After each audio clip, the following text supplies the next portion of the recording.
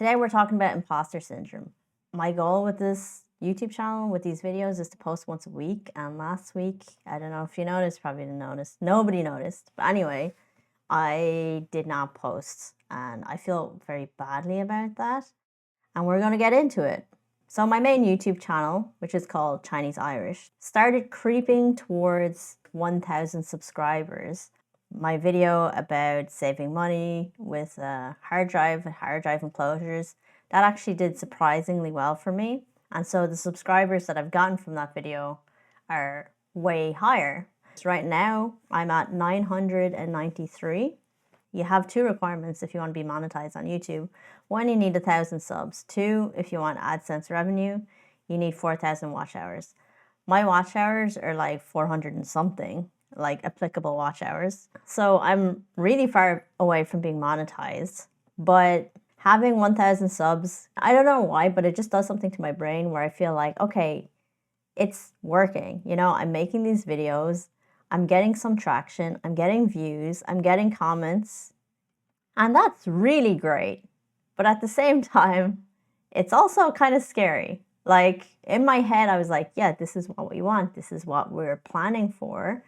But my emotions are not really there yet. So I'm watching YouTube videos about growing a small YouTube channel, and they say, you know, getting 1,000 subs is a milestone. Also, earning your first dollar from YouTube is a milestone, and you know, these should go hand in hand, and I'm not there. So I'm like, okay, maybe I should try and do this to monetize. Maybe I should do that, and maybe, and I'm just kind of like, yo, you're getting further away from why you're doing this. You wanted to do this because you wanted to just build stuff and document it and try and help people.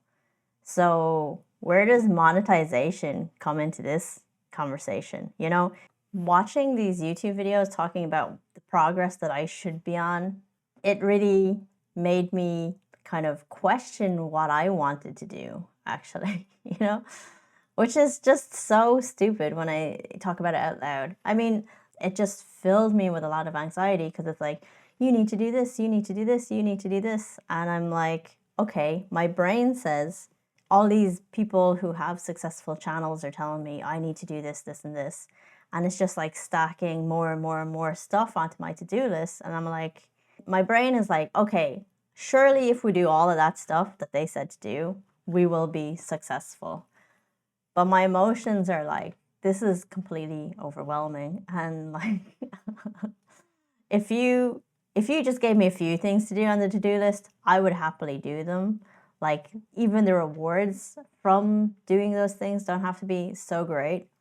But when you give me a massive to-do list, and I don't care how great the rewards are, it's just too intimidating. It just feels like I'm not capable of doing all that stuff. So I might as well just not even bother. That's like a part of me. And as somebody who has burnt themselves out on a couple of different careers a few times, I recognize when I'm feeling overwhelmed or a lot of anxiety about work to just like slow down and take a breather. And then normally after a bit of rest, I have more energy to come back. And when I'm feeling good, I really do want to work a lot. But during this rest point, I kind of realized that my mind again was putting all the stuff on my to-do list. More specifically, right? My current video that I'm working on at the moment, my main channel, is about helping my friend not pay their podcast hosting subscription by trying to find free ways to do those same things. And in the process of doing that, I actually started my own podcast just to prove that it can be done. And then I was like, oh my God, this is such a cool thing. I have a podcast now. I've connected my home server to the internet for the first time. So if you happen to go to podcast.chineseirish.com, you will see my self-hosted podcast running from my computer with free open source software. I managed to host it myself without really knowing anything about podcasts when I started that project. It was just meant to be a test so I could learn all the options so I can help my friend. So if they liked my example project, I could just recreate it for them or explain how to do it. But now that I have this podcast, I'm like, well, so why don't I just keep taking the audio from these YouTube videos on this channel, take the audio out, because it's just talking head video anyway, and put them on this podcast. So now it's like on Spotify and Deezer and whatever. And I'm like, yeah, why not do that? That sounds like a great idea. And then I'm like, why don't I build this and then redo my website? And then why don't I start a blog as well? Why don't I do this and why don't I do that? And then it's just like, I'm one person. I'm still trying to like make YouTube videos on my main channel, like record everything, edit myself, learn about the tech while I'm doing the experiment. And then I created this channel to just be able to publish more and get over my perfectionism, practice talking on camera, talking to you guys, publishing, titles, thumbnails, this kind of stuff. So on my main channel, I'm averaging 1 video a month, and I'm like, well, I want to publish at least weekly. So I started this channel. And then I got into my perfectionism on this channel too. I was like, okay, well, I have an audience here. I told the audience that I care about saving them money and helping people. But I actually made a video last week talking about what I learned about podcasts and podcast hosting to try and save you guys money. And then I realized it's so boring to talk about. I mean, the reason people spend money on services is so they don't have to listen to that shit. They don't have to be bored or like confused or frustrated not understanding something. It's just like most people are not interested in this stuff, and that's why they're paying money to get away from having to learn or listen to it. So why would I punish my audience by having to tell you guys about it, you know? I want to deliver value. Like, I don't want to just make a selfish podcast where it's just like me, the Grace Show. I mean, it is the Grace Show, but it's like, you know what I mean? It's just like, I don't want it to just be a vanity project, but I do want to share about the main channel, about the things that I'm learning as I'm going along with these experiments, whatever. How my imposter syndrome affected this channel was by me thinking I had to not only deliver money-saving value with the experiments and stuff on my main channel, I also had to try and distill that into a way where a non-technical audience could understand what's happening and be able to make technical decisions, I guess. And that's a real skill in itself, to be able to explain technical things in a non-boring way. That would require a lot of like writing and scripting to be able to explain something correctly and interestingly for an inherently boring subject. This channel was not designed to be a huge workload in terms of script writing. I'm not capable of continuing with this channel if it is going to require this huge amount of script writing effort, because all of that effort is going to my main channel.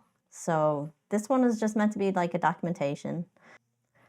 I learned that when I care about something, I just do too much. I feel like as a kid, I had a lot of insecurities and whatever, as long as I would work really hard, then I can get really good at something. Or if I like build a lot of stuff, then I have like a cool castle I built for myself.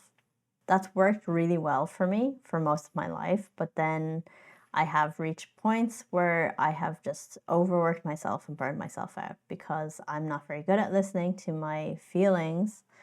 In my 30s, I've started to try and listen more to my feelings and less to just the ideas in my head, because my head just says like, wouldn't it be cool if we did this, and wouldn't it be cool if we did this, and if we did those things, then we'd have this, and then that would be awesome. And I'm like, yeah, that is awesome, that's so cool.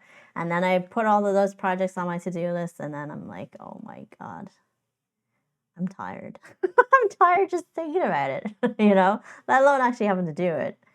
But I still want to work on all this stuff. I mean, like being able to build things.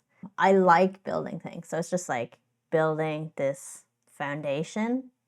And then when that's good, building on top and building on top and building on top. I think it's so cool and fun. Like the best work project that I ever had when I worked in tech, I was in charge of this database.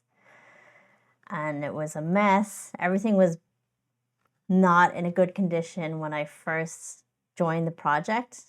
And then just even to tidy everything to say like, okay, we think it should be this way. Is it actually this way? First, somebody has to check, and then when it's not, you have to fix it.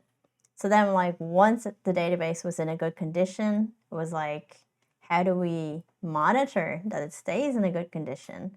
This is a lot of manual work. And I managed to code myself some things that would like make these automatic reports. You run the program, let it run for 15 minutes, and then it would spit out this result that would have taken me hours to compile manually. Like if I was checking everything myself and then like copy and pasting into Excel, this thing that I wrote, I did it in 15 minutes. I'm like, okay, time saved because I have to run this report regularly. And then I built another thing that saved me time here and another thing that saved me time here. So it's like I was getting more and more done in my day with less and less effort being put in because I built the thing once. So when I first started that project, I was working so hard and not achieving very much at all. And then at the end of that project, I had built so many tools for myself that I was achieving so much with so little effort. People could ask me anything about my database. I knew it inside and out. And I was really proud of that. And the people I worked with were really proud of it too. And they could recognize that I knew my shit and I knew what I was talking about. And the idea of being able to do that, not for like some big pharmaceutical company, to do it for myself on my own infrastructure, on my own home server, is like so exciting for me. And to try and do it like without having to spend loads of money. So like try to do it as open source as possible. As a one-person tech department, as exciting as it all is, at the same time, if I look at it all, it's just like overwhelming. I think base level home server is just, okay, is there a subscription that you currently pay for? Is there a free version that you can replace it with on your home server? And then you make a switch, you save some money. But what's even cooler than that is building stuff that you don't have services for yet, or you wouldn't be comfortable signing up for those services. So for example, I use a gym tracking app when I go to the gym to track my workouts so I can see my progress and stuff. But if I ever wanted to move to another app because there's different features I want, that data is gone, So I want to be in control of the data so I can put in the features that I want. But more than that, if I have a calorie tracking app, I can kind of connect that data from my workouts. Like, did I exercise more today? Then that should impact my calorie tracking app, right? More than that, if I have this calorie tracking app, I can connect that to a recipe app that I built for myself. And I can put in my allergens, whatever. And then more than that, so if I have this recipe app, I can connect it to an inventory of the stuff that I have in my house. So it's like, okay, these are the ingredients that are always in my house. What can I cook from this list of ingredients that fit the calories for my thing, the amount of exercise that I did today? Give me a recipe for that. More than that, you could track that to your budgeting app to say, okay, you're spending way too much money on this and then you never actually cook with it. So it's just like going off. So stop buying this. Or like, look, you're spending like this much money on chicken every month. Stop buying so much chicken. Maybe more tofu is better. Whatever, So it's just, you have all these individual services online. Okay, but like, what if you connected them all together? That would be cool. But you wouldn't want to do that with a real company online because then they're just like spying on your entire life. But if it's on my home server and it's just me and nobody else is spying on my entire life, then I'm happy to connect all that data together and kind of like build something. And that's just like what you can think of right now at a base level. I'm sure once you're using a system like that, you think of more advanced features and more advanced features. And I think doing all of that stuff, one person, totally possible. They just need some time, And it's just like a lot of these individual components are already like existing online for free, open source. You just need to connect them all together. So yeah, I guess what I'm saying is like, I have this vision for what I can be building, and I feel confident that I can build that given enough time. Where I get scared is looking at my YouTube channel growing and then comparing that to like what these online YouTube gurus are saying. Like, you see all these videos like, I got 1,000 subscribers in 8 days, and you're like, good for you. It's taken me like nearly 10 years, but you know, most of it was dead time still. Or like, you know, how I made this much money from my YouTube before I got monetized. And it's also like, good for you. And to try and just like hear these things and not take them in and judge yourself for them.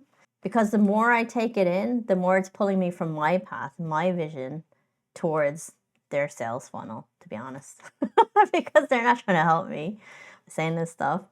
So I guess that's my story of my imposter syndrome. Is like, as a YouTuber, I am a baby. I am like totally clueless and I don't know how to do it properly.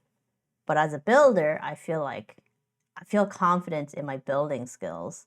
And my hope is that if I just document what I build and my experiments and add a bit of humor and some editing, that will make up for the fact that of all this stuff to do with YouTube that I don't understand. And hopefully the projects that I build are good enough by themselves to warrant growth on my YouTube channel.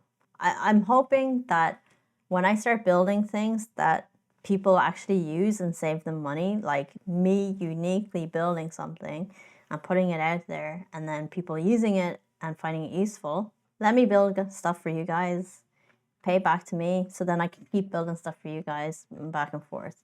I haven't gotten to that stage yet, and I hope that it will work at that stage, so then I can just ignore all of this YouTube guru monetization bullshit. I don't want to have to put stuff behind a paywall. You know, I don't want to have to like try and live off brand deals. I don't know.